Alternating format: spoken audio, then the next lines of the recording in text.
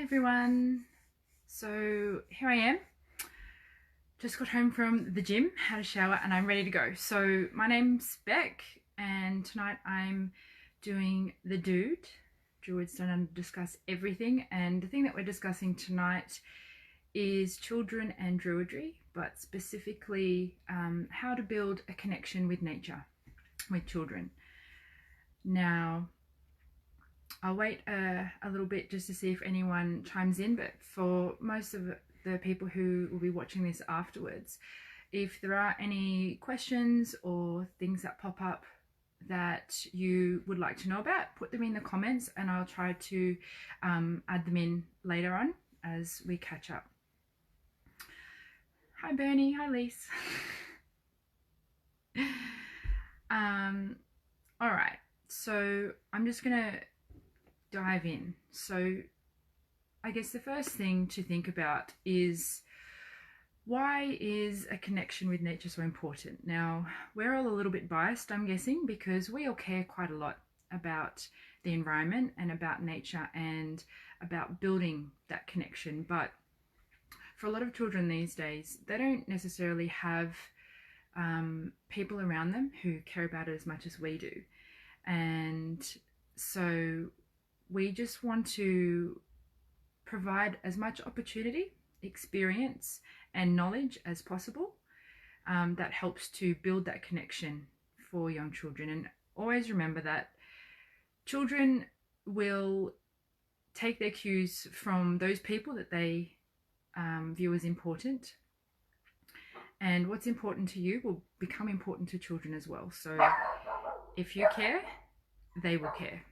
And that's something that will help us to build the next generation of environmental advocates and also help children to feel that the benefits of having a connection with the environment. So I guess as a bit of background, I am an early childhood teacher, so I do work on a day-to-day basis with very young children. But over the years, I've also had some opportunities to work with a range of ages of children. And unfortunately, most of the time, I see a lot of children who just don't have the opportunity to get outside, to experience the wonder that is outside. And it's really important as an adult to look at your own values around what you view as important. So plants, trees, animals, creeks, lakes, all those sorts of things. Again, we're a little bit biased because we are Druids, but caring about those things and the way that we interact with them, children pick up on, like, without us even trying. So look at what you value. If you're afraid of spiders, for example, children will pick up on that and they will learn to be afraid of spiders as well. So that is a really, I think, clear example for some people about how the way that we respond to nature will help children learn how to respond. Now, some of the, I think, barriers with opportunity are really valid these days. So you may have heard the term of inside children, those sorts of situations where children live in highly densely populated areas, in apartment blocks, in cities, in really manicured developments, housing developments, and they don't get to play outside because their families don't have time, got really busy schedules, got to go to soccer, got to go to swimming, got to go to ballet, got to go to tutoring, all these sorts of things. But them taking away time to actually just be outside with nothing to do is taking away opportunities for children to build those relationships. So just getting outside is the first step. Then looking at where. So your backyard is the best place to start if you're lucky enough to have one. Going to the park, going to the beach, going to a reserve, going to, on a little road trip to the mountains, or wherever it is that's near to you, that gives you a sense of your environment and your local surroundings. Just spending time there without anything constructive to do, letting children exist outside without having a particular activity in mind is actually how they start to take notice. And that leads me on to my next point. So, experience. Building experiences for children outside doesn't have to be something that is really heavily orchestrated. It just happens. Children and nature go so well together.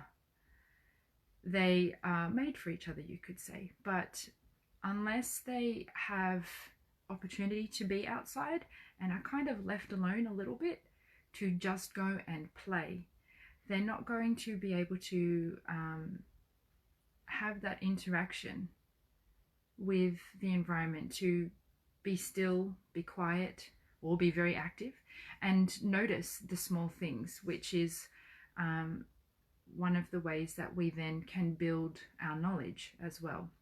So things like going to a familiar place often and repeating that, and noticing the changes in seasons and the changes in plant growth or animal activity, talking with children about that, and just asking a question. Did we see that possum last time? Oh, that's new. Whatever it might be. Just building that familiarity so that when changes do occur, they will notice them, and over time you start to see those patterns. So even really young children notice that, and they will start building their understanding of the wheel of the year. And if we start really young for children, they are going to be able to just build layers and layers upon that, and their understanding will be much deeper. So once we are outside and we are starting to notice things, that's when we can also start bringing in some questions and asking why. Why is that tree growing that way? How does that tree grow? Why is that bark peeling off? Why is that leaf a funny color? Noticing the differences between the different shapes of leaves, of plants, all of those sorts of things that will eventually help build an understanding of the ecology of a landscape. Children are actually really primed to start noticing and being curious and asking those questions. And then we can do research on it and go out and find more and do all sorts of fun activities from that. And when we start having that exposure, we can then start thinking about the possibilities for learning that can happen as well. Okay, so I think I'll just pop in there. Patience is really important, and for adults to just listen instead of giving them all the answers as well. It's really tricky, especially when you're really excited about it and you're really excited that they're excited.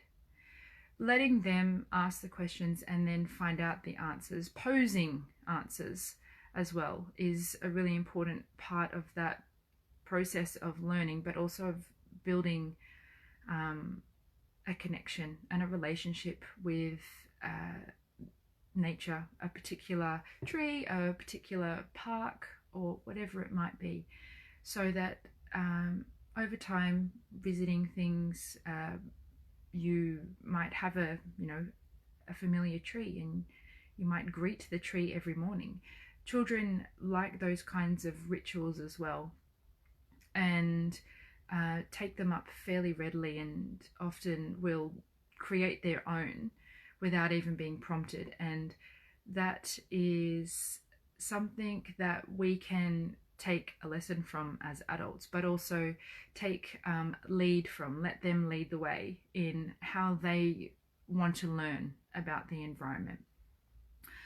Okay, so moving along to the knowledge, which is the really meaty bit, because once they are outside and they're playing and enjoying themselves and wondering and asking questions, how then do we help them learn and fill out what they are wondering? So there's actually so many resources available for children to help them learn about biology and geology, all sorts of the natural sciences. And that's when going for a visit to the library, having a bit of a look on the internet afterwards, it actually supplements the experience of being outside. And so even when they are stuck inside, they're still having a connection and are thinking about being outside and the relationships that they themselves and we as humans have with the natural world. And eventually they will get to the point where they realize that we are actually part of the natural world as well. We are still animals. And when children realize that, that's when we click over into that sense of oneness with the natural world and the environment. And then we can sort of go into the spiritual side of things. And it doesn't need to be particularly overt, spiritually speaking, but it is that sense of connection that we have, which is a bit animistic, but we don't need to call it anything. It just is a feeling that you have when you have a familiar tree and you see it and you feel warmness for it and you want to look after it and make sure that it's getting enough water, that there's no one is coming along and doing anything to it that they shouldn't. That sense of custodianship. So that develops through knowledge, experience with, and familiarity with the natural world.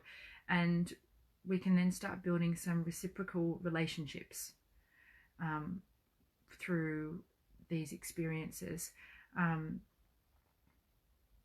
Over time, these do develop in relation to, the opportunity to be outside, the experiences that they have, and the knowledge that they're building and how they're understanding what it is that they're experiencing. It helps to develop appreciation for the environment and also respect, so that they can then become advocates, and they will often, when they see something that's not right, they will say it. And if you think about the global warming rallies that have been organised by school children this year and last year, that's a really good example of how children actually do have a really good way of being able to communicate the sense of injustice about how the environment has been treated. But that's a whole different talk. So I don't want to go on too long, but I've got a couple of ideas for anyone who wants to, do something with their child, maybe outside. So once you get outside, there's so many things that you can do.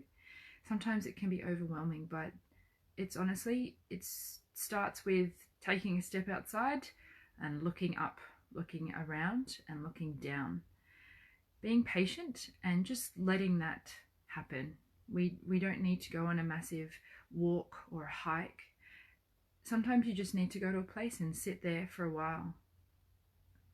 Hear the sounds, hear the birds, look at the sky, watch the clouds, see what the insects are doing underneath the leaves, or what's happening behind the bark.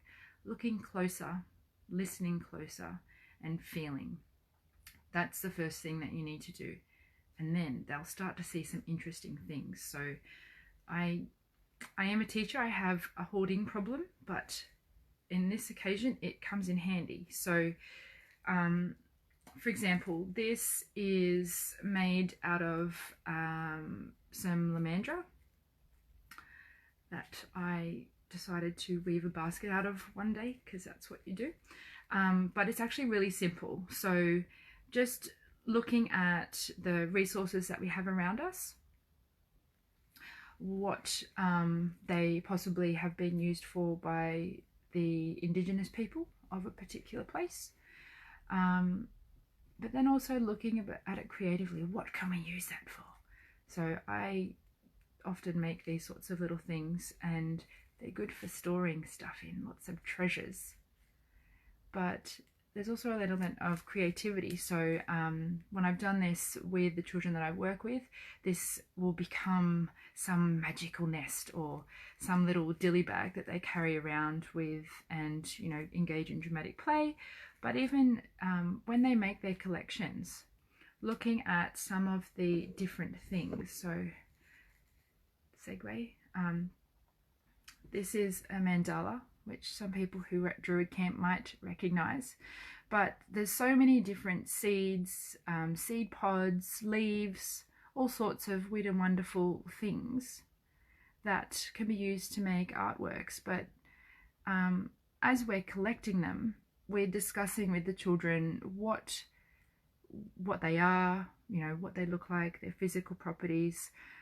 We're categorizing them, we're doing maths skills, there's scientific skills there, there's also language development that's happening, and we're also talking to them about whether we should take them or not. And that's when we can start building in the environmental advocacy and our impact on the environment, and possibly, depending on the existing relationship that the child has with the environment, their sense of whether the spirit of the tree or whatever it is actually wants us to take it or not.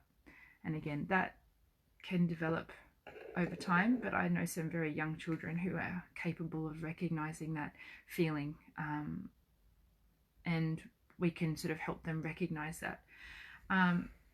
Excuse me. So just again, this is another little grass basket that a child actually made for me and thought that I should have it.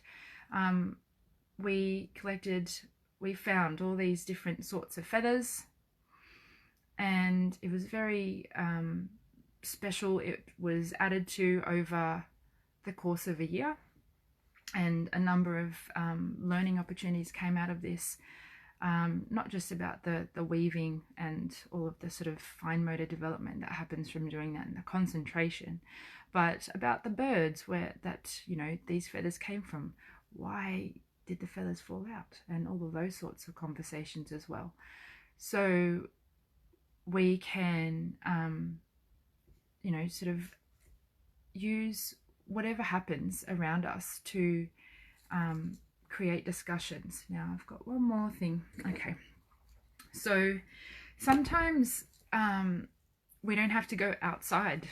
Sometimes we might be at Woolies and they have coconuts on special. So we can use going to you know, the shop, and there's some interesting objects or fruits or foods in the shop, or, you know, at Bunnings, and there's all different plants and stuff like that. So remember, nature is everywhere. We are nature. So what ways can we use this? It's another little dilly bag, but so many different kinds of seed pods, and nice big acorn, but also, you know, shells and going to the beach. So collections are actually a really great learning opportunity, and depending on your child, they might want to start cataloguing, and then they can start building their knowledge as well as having pretty cool things. Now, I can go on forever, but I think we're getting close to time. So I do have a bunch of learning opportunities that I have on a Pinterest board, which, if people are interested, I can post in the comments after the video. Otherwise, if there's any more questions, as I said, post them in the comments and I can get to them in a little while. And thank you very much, everyone who made it tonight. Thank you. I was really nervous and I was a bit red from the gym, but I will say good night and I'll see you later.